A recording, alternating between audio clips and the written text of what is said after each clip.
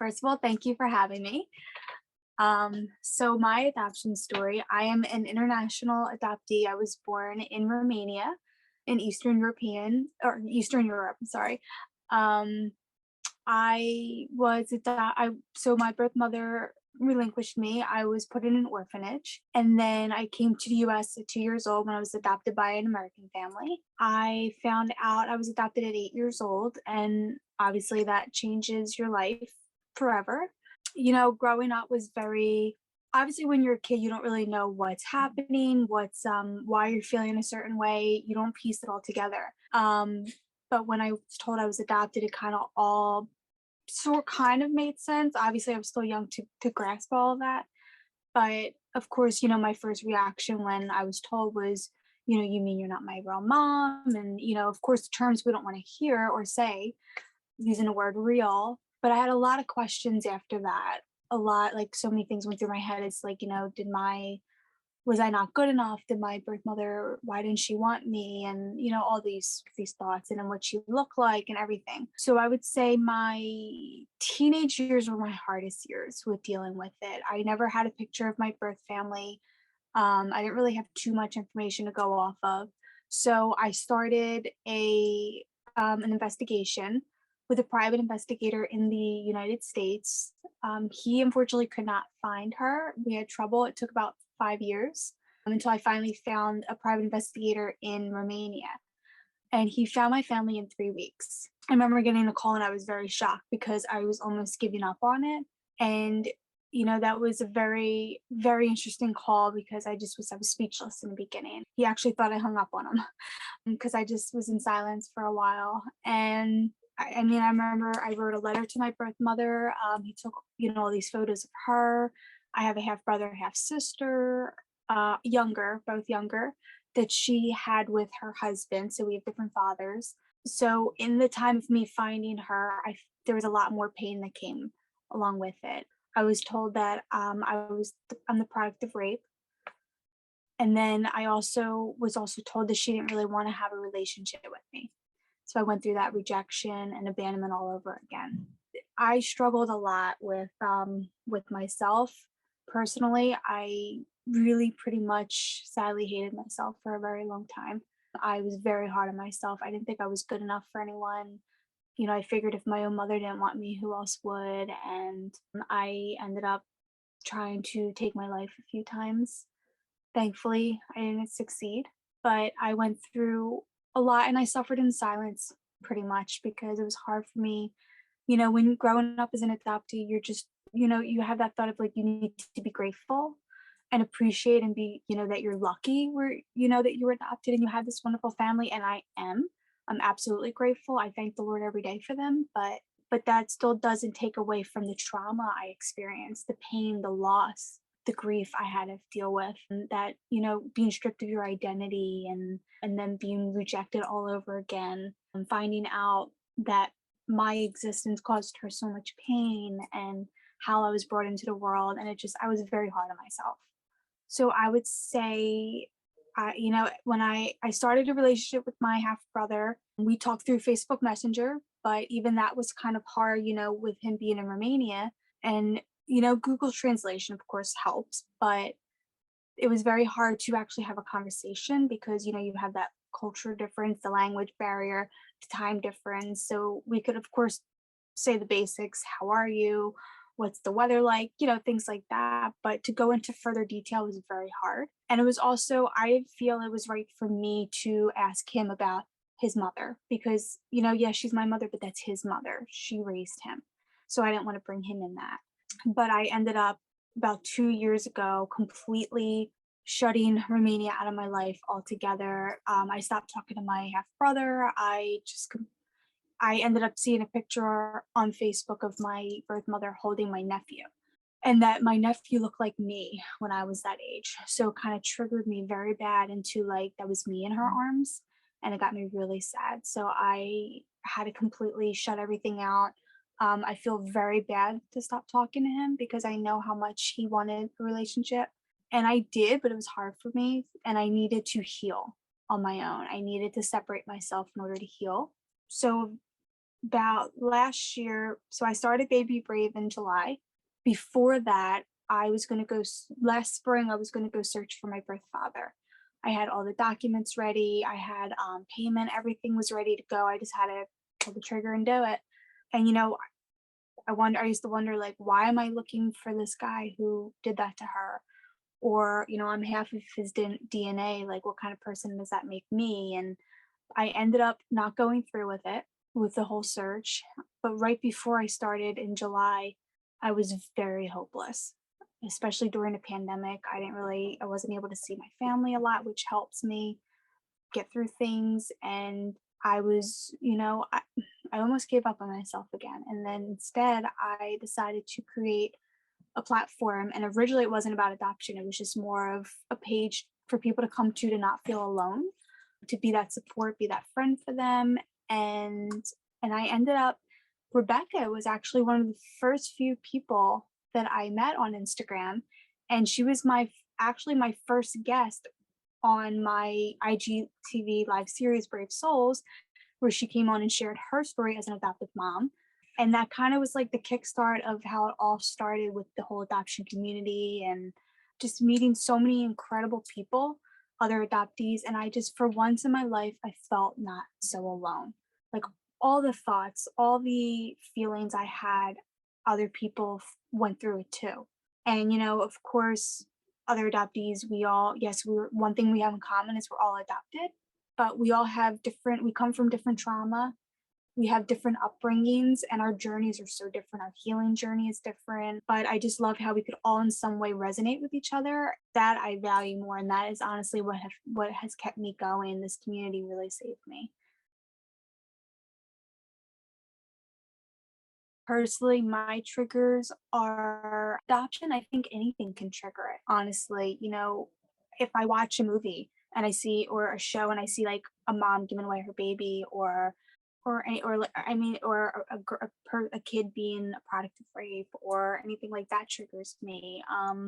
Triggers me is like when people use the term real, like, oh yeah, it's your real family, or it's just certain things that come out of nowhere. Like I can't remember them all, but I know around my birthday I'm very triggered because ever since I found out I was adopted, I always had, since 8 years old, I've always had this fairy tale idea in my head that I was going to get, a birthday card from her or a letter around my birthday, but of course she didn't know my address up until I went searching. So I knew I wasn't going to get anything. But when she did have my address every year around like my whole month of my birthday, I would always have that hope. And I knew it wasn't going to happen, but I still had that hope that maybe I would receive a letter from her. But then it was always disappointing when I didn't. Things that trigger me too is just like, it's also when people say things, and I know they're not doing it maliciously, and they're not, it's not intentional. And that is the whole point of what we're doing, is bringing awareness and educating others. But like when they don't really know what they say can affect somebody else, like the way you say it. When they say, well, it was the child's best interest, not all the time. It depends on the situation, the circumstance. I'm a big believer that no mother should ever have to give away her child if she wants that child due to financial reasons, family support, anything like that. I feel like there should be more help in the world for them rather than a family coming in and taking that baby away. And I'm not against adoption. I think adoption is very beautiful, but there's just a lot of trauma in the whole triad. And the adoptee is the one who suffers the worst based on those decisions made by the birth families, the adoptive families, and how the situation is dealt with while they're growing up. So I think that's my trigger of how the adoptees are treated like unintentionally, or certain things that they're told. Like I said, that whole being grateful, and it kind of diminishes what we feel, and that what we feel like we shouldn't, because of what we have. So I would say for me personally, what has helped me the most is support and community. Like I said, finding your tribe, finding people who, uplift you, who you can resonate with, who you can finding someone, you could talk about your feelings with a lot of people, but not everyone will truly get it. they'll understand, but they won't really completely get it. So when I talk to another adoptee about how I'm feeling, I don't even have to go into depth about it. It's just they know automatically. And they can just feel it too when I'm saying it. And that has helped me big time. Community. I actually started trauma courses with a friend of mine who's certified. She is my trauma coach, and I've been doing a lot of healing with her. But that healing is also about my own self love and my acceptance. It isn't just about, I don't want to be just Michelle the adoptee. That's not all who I am. I'm so much more.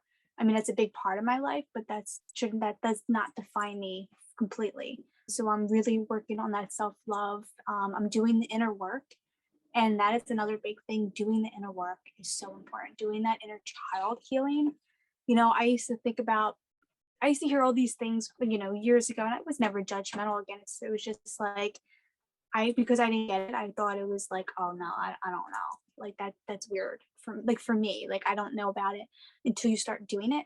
I ended up I'm gonna share a couple of things. So when I'm working on letting go different ages of my trauma with my coach. And for the longest time I had trouble. For some reason, something was blocking me. Like I couldn't get through it until I realized I had this breakthrough that I not only did my birth mother abandon me in that orphanage, I abandoned me. So at 2 years old when I was adopted, I felt like yes, I left, but I still stayed there. I left myself behind. So I had to do this EMDR, which is very emotional. It's very powerful, and it's very healing. I had to actually picture myself going back into the orphanage, talking to my 2-year-old self and pulling myself out. And it took a lot of work to do that, but I was able to put my hand out and little me grabbed my hand and we walked off to the beach because that's my safe place, and I let her go. And I felt like that was my blocker, that I left myself behind and all that. My next age is 8 years old. That was harder for me when I found out I was adopted. Because, of course, the older you get, the worse things get too. More feelings go in your head, more thoughts. So it took me, I could not do that on my first time until I went to this healing retreat that my friend hosted, who's my trauma coach. And I was able to let go of 8-year-old me as well. I do have to work on my teenage years, and those are the ones that are going to be the hardest. And I know that because those are the times where I was even harder on myself.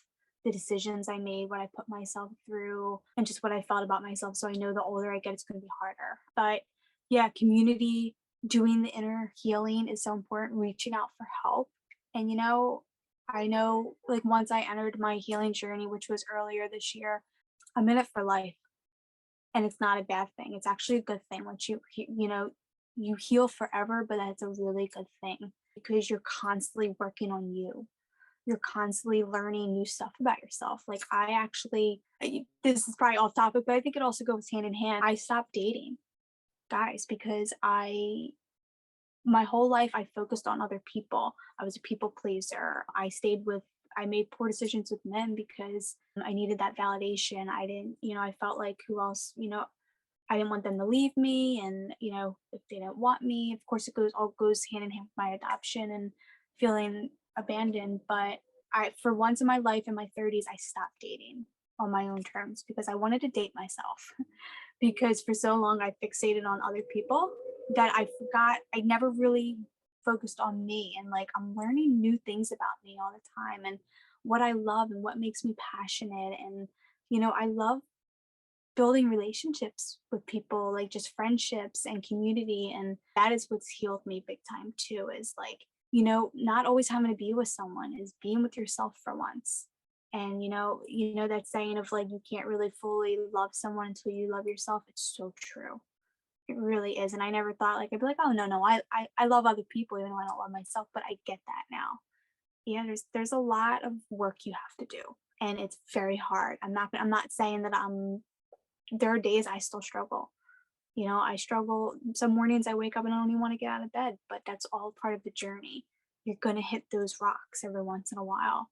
But just knowing that you have that support, you know, who I am now is not who I was a year ago. And I can see the difference. And that's what I remind myself. Like in 1 year, I've changed so much. I've built confidence.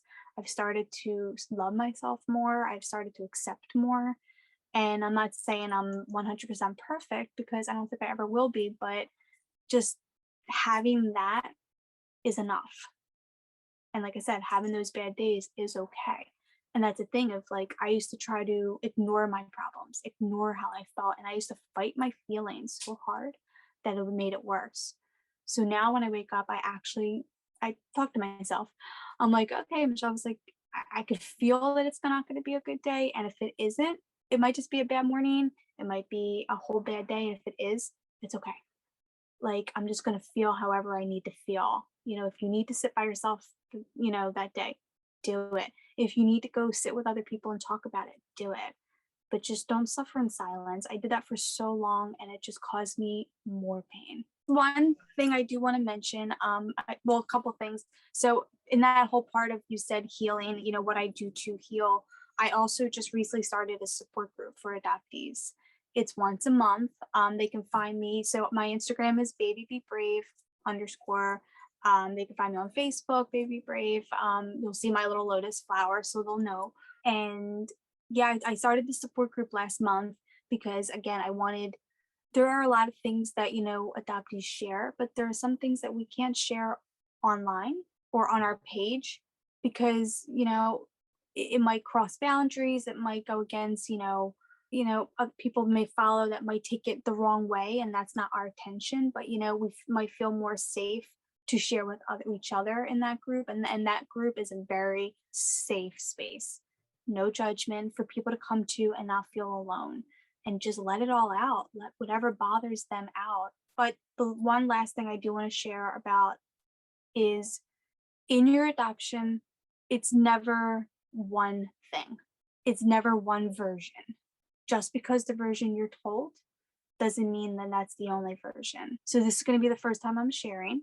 A few weeks ago, I came across this letter I found from my birth mother that I never knew I had for 10 years. So the first time I saw it, I it sounds crazy. People probably wonder like, well, how could you not see it if you had it in your documents? I promise you, I did not even know I had it. It was stuck behind paperwork. I couldn't read it for 2 weeks because I was scared. And I was afraid that it was going to all the hard work that I was doing for myself. It was going to set me back, whatever was in the letter, whether it was good or bad. So I ended up 2 weeks later, I ended up reading it with a friend for that. And that comes with support. She was there with me, supporting me while I read the letter. And it turns out that the version I was told was not the version in the letter. And it turns out she pretty much wanted me from the very beginning. And she tried to get me back and she did want a relationship with me. I've been processing a lot the past couple weeks. It's been hard for me to share on my page. I had it all written up yesterday. I was ready to post it and then I got major anxiety about it and I didn't do it because I'm like I said, I'm still processing it. All these years all I ever wanted was my birth mother to want me, to want a relationship with me. And now that it's like maybe happening, I'm scared. And I don't know if I want that right now. And I think it's just my fear and just being told something for so long in your head that that's your story that, I was working on writing a letter of letting her go so I could feel at peace. And now it's like everything shifted to me writing a letter to her to stay. So it's a lot, but that's what I mean by so many things are going to also come up in your adoption. Just because, while you're healing, you're told the story, you heal from it, doesn't mean things are not going to come up. But that's what means, like, that's a whole part of the journey. You have to keep fighting, you have to keep going, keep reaching out for support and talk about it. If you need to sit for a while on it, like I am, do it. Process, take as much time as you want. You can't force it. But also know that there is a whole community out there that's there for you to support you during these times. So that's why I express so much about support because it means so much having people